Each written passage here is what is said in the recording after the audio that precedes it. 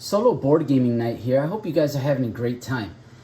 I decided to make a top 10 video of my favorite solo board games that I have been playing the most of, that I've enjoyed the most. Now I'm going to add two bonus ones right off the bat, so these are not included in my top 10. And also my top 10 is not in any specific order because I just love games so much. If it's on the list, I love them. And my number 8 can be just as good as my number 4, vice versa. Maybe the top 3 is where I'll say, hey, those are the ones that really impacted me the most, but I've loved them all for different reasons. And the two bonus ones that I'm going to throw, so this is technically 11 and 12, is going to be Descent, Legends of the Dark, and Madara. The reason I couldn't put it in my top 10 list is because they're new still. And I just played them a couple times each, and they have a long way to go. Things can change. However, because I've played enough of both of them, I could pretty much guarantee you that very little is going to change. But I'll tell you two complete differences between both of these. Madara is more of a story-based game where you're reading an actual book. It's like that thick. It's huge. It's a huge book. And there's a lot of number gymnastics and mental gymnastics that go in this game when it comes to attacking, counter-attacking, dodging, casting spells, being attacked. Descent, on the other hand, the app, it kind of takes all that tension and all that mental work and kind of just streamlines it for you so that you could just focus. All right, this is what I want to do to this guy. This is the ability I want to use, and here I go. You roll a dice, okay? And you look at the cards that you have and the weapons that you have, and you hope for the best. And Madara it's got there's a lot of dice rolling in this game too, but it's just different the way it's done. When you're playing Madara, you're going back and forth from the board to the book and the book to the board and back and forth and back and forth. And sometimes you're gonna interact with something on the board, you got to go back to the book, and then you got to interact with something else and you got to go back to the book. And that could be taxing, but still very enjoyable. What I like about Descent, instead of doing that back and forth with the book, it's all like in the app. You want to interact with the tree, you tap the tree, and the tree tells you, okay, this is what it does. You could climb it, you could eat an apple, you could whatever. Or you could drink from this well. If you drink too many times, it looks dirty now. I wouldn't drink it if I were you. But I think that this is more streamlined. It kind of helps you focus more on the adventure, on the task at hand, and it's kind of more fun in that way. But Madara is also incredibly engaging and fun in a different way. That's why I put them both on my spots 12 and 11. You could be interchangeable. It doesn't matter because I like them both for different reasons. That's why I put them here. I didn't put them in my top 10 because they're just plain too new. They're too new, and it wouldn't be fair to just say, oh, it just came out a week ago, 10 out of 10. Oh, no, that's not fair. So that's why I included that. So you guys can know. If you're interested in buying it, you could go either way, and you're gonna have fun with either one of them. Do you wanna use your brain more constantly, nonstop? Go Madara. You just want to have a fun adventure that's still challenging, but you get to focus more on the game? Play Descent. It's just on you. I love them both, to be honest. I love them both, and I'm sure that they will both be. If I make an actual top 10 list where I'll put them in order, really which ones I really enjoy more, that would be tough. That would be tough to figure out between those two. They're both really good. My number 10 is going to go to Warp's Edge. This is a solo hero series, and this is literally a solo game. This is a solo game, true, and it is phenomenal. Very good, very tiny, very quick to play, very quick to set up, quick to take down. It's just, you get in, you get out. Sometimes you want to play another game, it's easy to just reset everything and start again. And I like it so much that I just recently ordered the expansion as well as the upgrade tokens, which makes the tokens plastic, because this is a bag building game. So you have a bag and all these tokens, you throw them in the bag and you mix them up in the bag and you take them out. But they are cardboard tokens. I got the upgraded plastic tokens, and I also got the playmat and the expansion. So that should come soon, and I'm very excited to try that out with my new little goodies. That's going to be so much fun. I really enjoy this game. If you are into pure solo experiences, meaning you don't have to play two-handed, you could just play one and focus on one thing, this is your game. It's really fun, enjoyable, action-packed. It's like a little puzzler. It's great. It's awesome. I love it. I won't tell you how to play it because, this is not that. This is a top 10 video. I'm just letting you know what I love. And this is great. Warp's Edge. All right, my number 9. Remember, all of them are interchangeable. Paleo. A nice little game I don't really hear a lot of people talking about. It's basically your Caveman the game. And just like Caveman, there are no words spoken. Basically, everything is done through pictures. So it's a survival game. You have to hunt, you have to feed your villagers, you have to craft weapons to survive, and tents to be able to cover yourself at night. I mean, there's a lot going on in this game. It's so much fun, so unique, and I just like the way that, for example, if you need to craft a stone axe, and you're like, well, where can I find stone? Well, if you go to the mountains, you're gonna find lots of rocks in the mountains, and that's where you might want to go. Or, hey, I need some sticks to have the handle for the stone axe. Well, if you go to a forest, you might find a lot of wood there. And the game's just really great. It's got different seasons. All the seasons play differently. There's a bunch of different scenarios. I mean, a lot. They'll tell you like A, B, C, D, E, F, G, H, I, J, K, and all of those letters have a different scenario with different enemies, different situations, different characters you'll meet. It's phenomenal. It's great. I love it. I had so much fun playing it. I've only played it like I would say 4 or 5 times, but every time I play it, it's really fun. It's really enjoyable. I like it a lot, and I would definitely recommend this to anyone. Yes, you have to play two-handed or three-handed. It doesn't matter. The point is, it's fun either way, and it's not hard. It's easy to keep track of everything. So Paleo would be my number 9. Ooh, and there goes my number 1 and 2. I'm gonna go ahead and just pick this up and move on. Okay, and I'm gonna move on to my number 8, and this is a little older, but it's a goodie to me, and that is Mice and Mystics. Mice and Mystics is, I feel, although I just got into the hobby, I know that this might be one of the oldest games, even though I just bought it not long ago, maybe a year ago. One of the oldest games in my collection. I don't think, maybe another one over there might have been around a little bit longer. But this game, what shocks me is, let's move this out of the way. See these 2 games right there? Even though those 2 games are very new, a lot of their ideas came from this game, it seems. And maybe Dungeons and Dragons, I don't know, but I've never played that. But when it comes to Mice and Mystics, this is a very fun adventure. This is Prince Colin talks.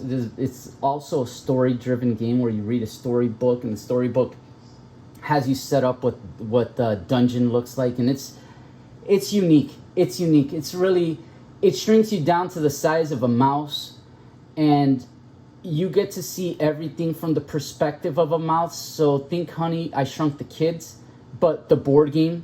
And everything that would have been normal size to you is all of a sudden this giant obstacle, and the way the game just plays with that idea and comes up with imaginative ways to keep moving and showing you new things. I think it's great. It's a great game. I have all the expansions of this. I haven't gotten into the expansions yet, but I just wanted them, so just in case something happens like what happened to us last year, I'm set to go. So Mice and Mystics is a beautiful game, dungeon crawler, that I absolutely enjoy and have a blast playing. And I think you will too. A lot of people say that this is very kiddie. And, Yeah, but once again, some of these board games, I don't see a kid figuring out how to play these games on their own, but that's just me. So with that out of the way, I'm going to move on, set this aside, and I'm going to move on with my number 7. And my number 7 is going to be a fairly newish game. I got it earlier I don't know, it was late last year, early this year. And it's Power Rangers Heroes of the Grid. This is Shattered Grid. This is an expansion to Heroes of the Grid. But I just brought it out because the box is smaller and easier to show. I really like what they did with this Power Rangers game. They really grabbed the feel of the show of the Power Rangers forming, protecting Angel Grove, and the silly putties coming out, and Rita's monsters coming out, and then Rita comes out, or another, you remember, make my monster grow, and then like a huge creature will come out. There's lots of bosses and monsters that, although in the base game, I think there's only 4 monsters and then 1 boss, and you have to choose 2 monsters and a boss for every game. But with the other expansions, it really does add a lot to the game, and it's just really fun. It's a table hog. It takes a lot of table space, but the game is very enjoyable. I like the way the card play is in this. It's a lot like it's unique actually. The way you defend and the way you attack. Attacking is just like you play your card, 1 card, right? But when it comes to defending, your card has like some shields in the bottom, and that's how you defend, and that's unique. But at the point, the way you level up and you start unlocking your Zords one by one until you get the Mega Zord, it's such a good feeling. Oh, I really like it. This is a fun game. Easy to learn.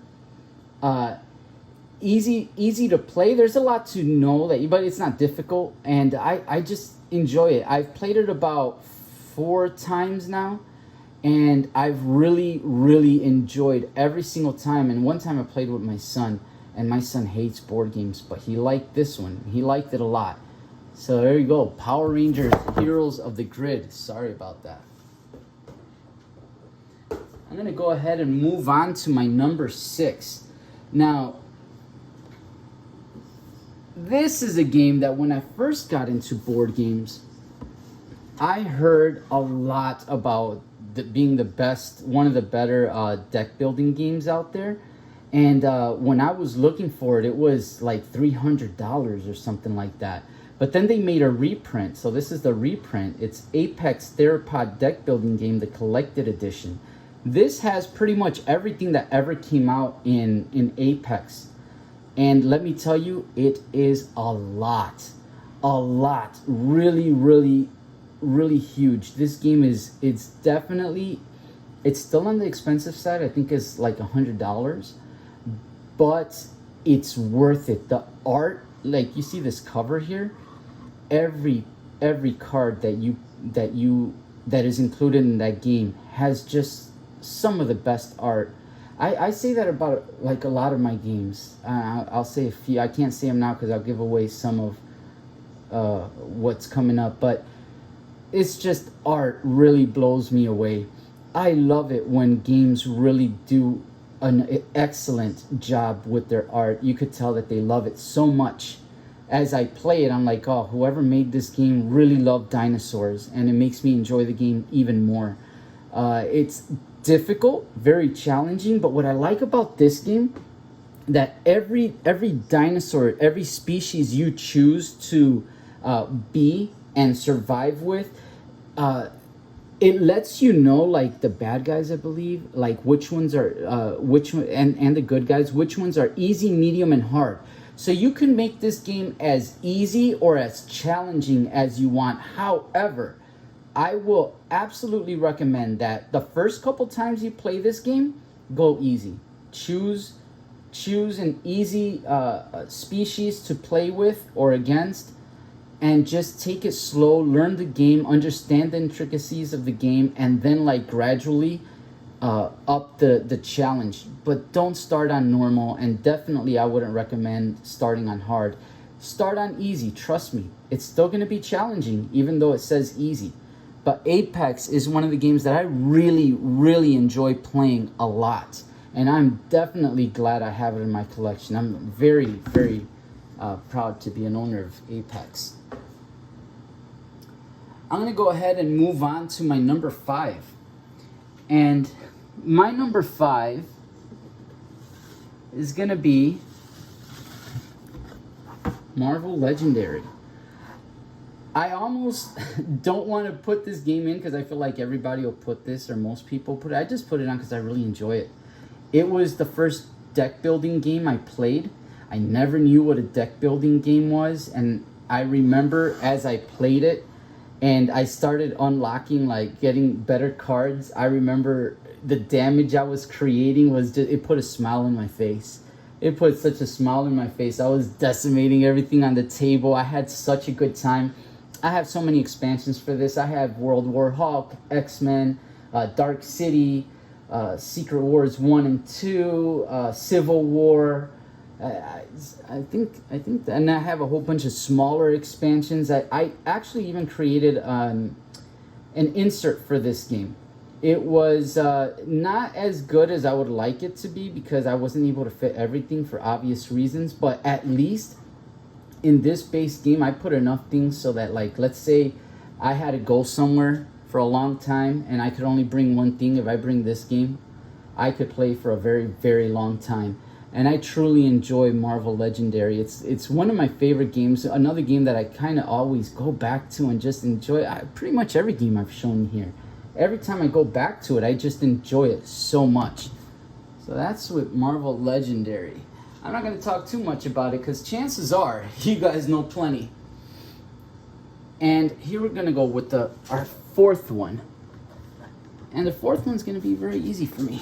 It's Lord of the Rings Journeys in Middle-earth. This is Shadowed Paths, the expansion. I also have the 2 smaller expansions that come with it.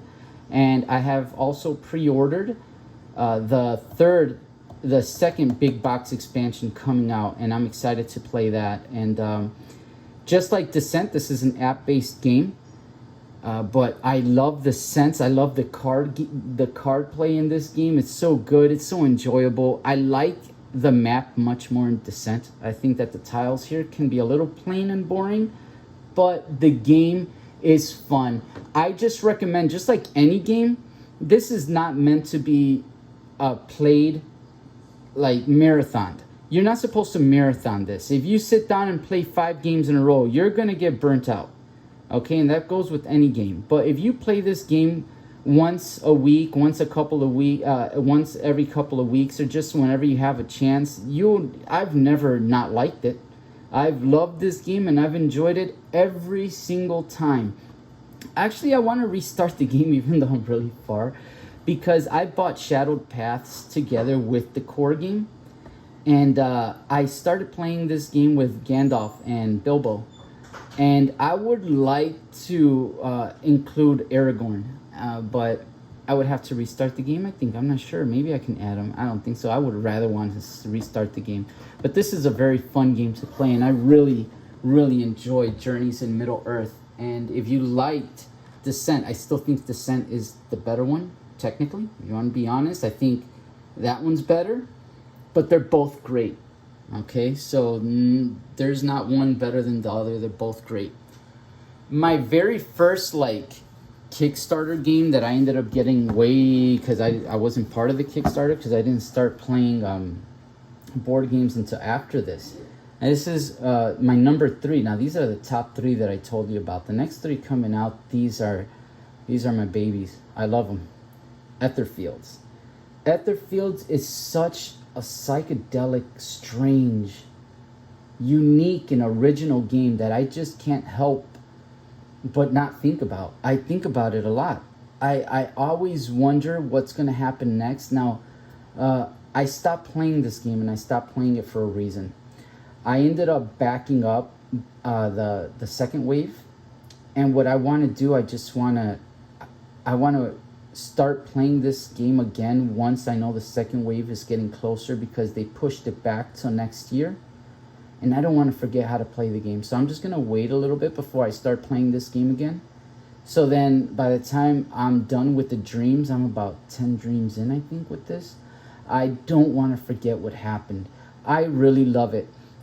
Is it grindy? It could be if you're playing it nonstop. But if you play it like me, as you could tell, I get lots of different games. And I kind of share my love for them equally. I alternate between all my games. I don't really get burnt out because I feel like every time I play a game, it's like a fresh experience. So I enjoy it. But talking about the art from Apex, this art was great. It's so beautiful.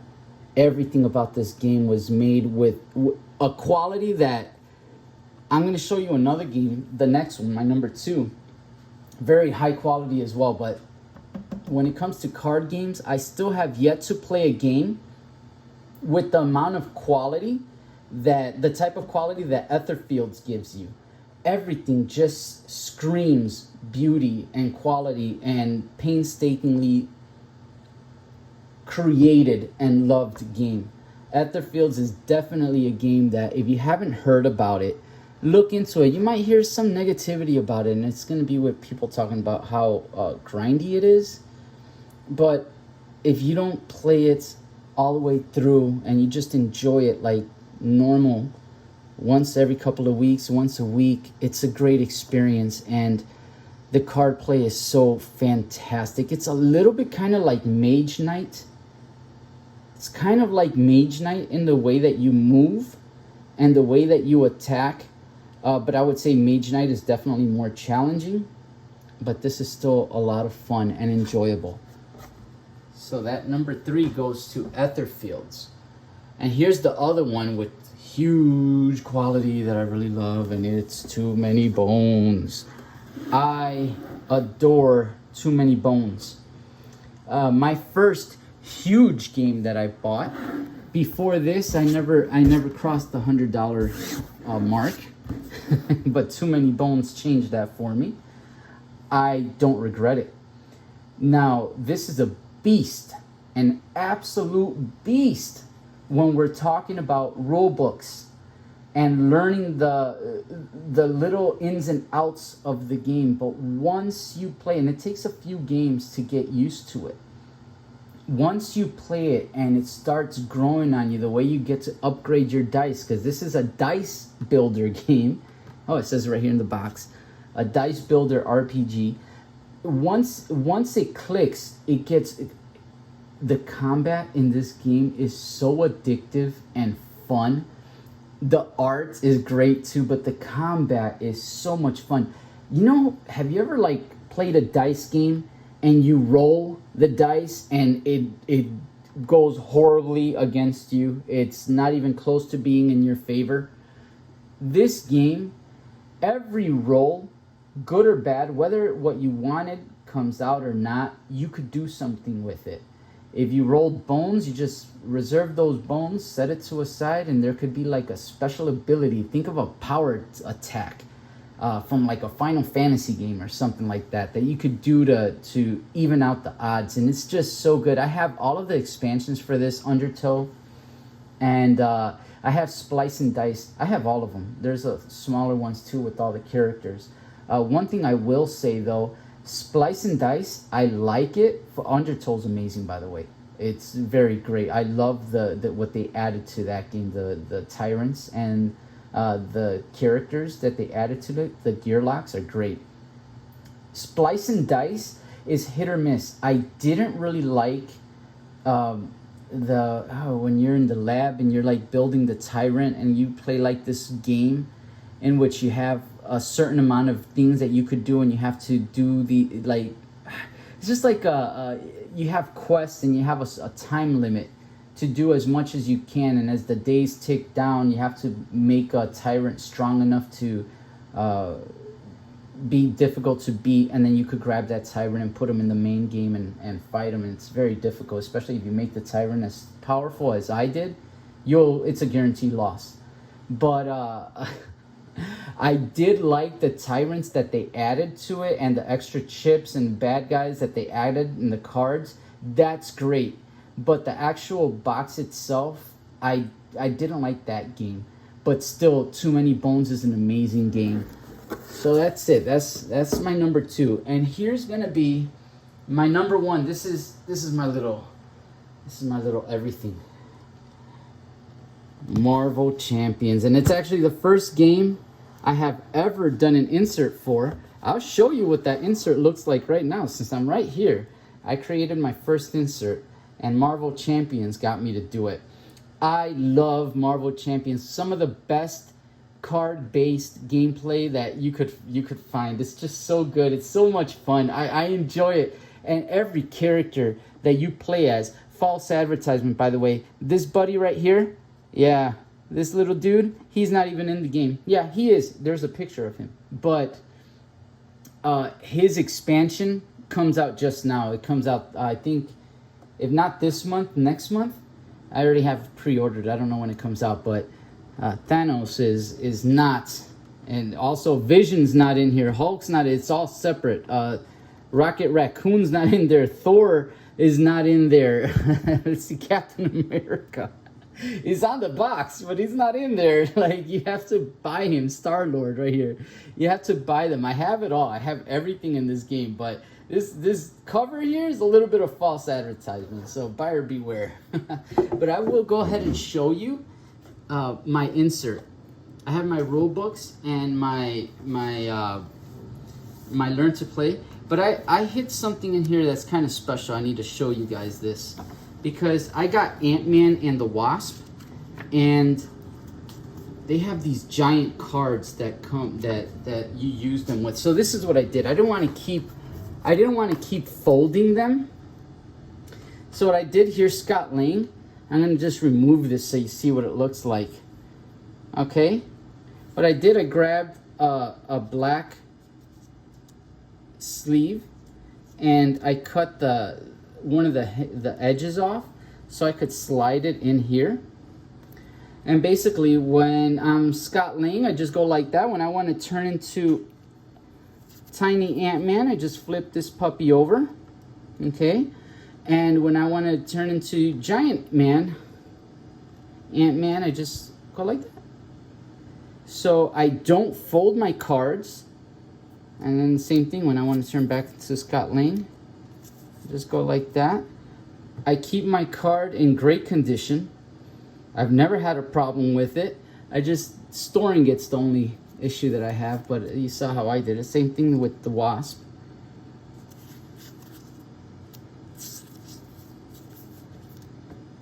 And then you go like that. I thought that was neat. So that's the one of the things I wanted to show you. I didn't think it was worth making a video. And the funny thing is, if you're one of those people that fast forward through all the the lists, you're gonna miss out on this cool little thing that I'm showing people, because I think it's cool.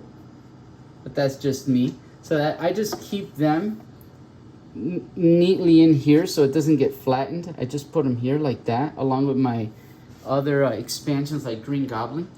And if you look up here, I'm gonna actually use this box to lift up the iPad real quick, so I can show you my little beautiful insert, my work. Okay, I created this insert using cardboard. Let me go over like this. I forget the measurements that I used, but I've altered and modified this a couple times, because as the game got bigger, I had to become a little bit. I had a little compartment here that would fit the status cards and everything, but the game got too big. So as you can see here, I have my health dials, the hero dials. I ended up having to put a little string on here so I could put the villain dial and just fit it perfectly in here like so. It's just easy to grab. I like it. I know it's silly, but in here I found these are the smallest boxes I've been able to find. Usually I go to Michael's and get craft boxes for beads, but I have these for my schemes. These are like regular jewelry boxes that I fit in this little compartment that I made here. If I would have made it a little wider, but well, here comes the damage tokens. And then in this one, Uh-oh. Usually I could take it out easier. You'll see my status cards in back here are my counters. So that's how I fit everything in here. And if you look closer, I made some. Here are all of the villains. Okay, and it goes all the way. You see the villains from all. Green Goblin. This is the Wrecking Crew, King, right? And then up here you'll see like aggression, my justice cards, my leadership. I'm just gonna go like this so that, there you go. And on my other boxes, the one that's the Rise of the Red Skull, I end up having all of my heroes.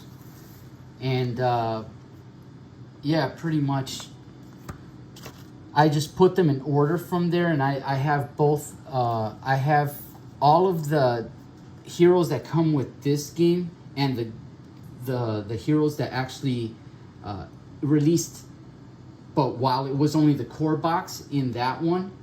And then I have the Most Wanted one, Galaxy's Most Wanted. I have all the heroes that have released for that one. And I have space for Gamora coming soon, War Machine. I'm gonna have to modify this one again when the hood comes out, so I could get the new standard cards, the standard encounter cards that are gonna come out for that game, which I'm really excited about. So yeah, this is my number one. This is my baby. I love this game. I love it so much.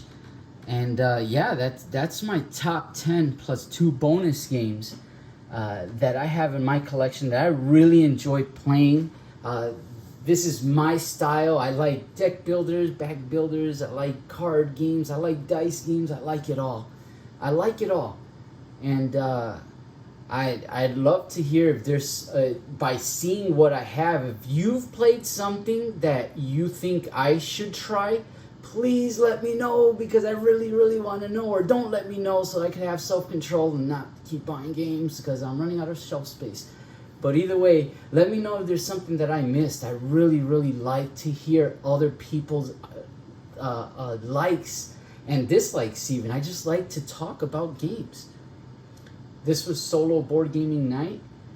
I really had a great time making this video. I wish you guys were here talking with me. But with that, I just want to say I hope you guys have a great game night. Take care.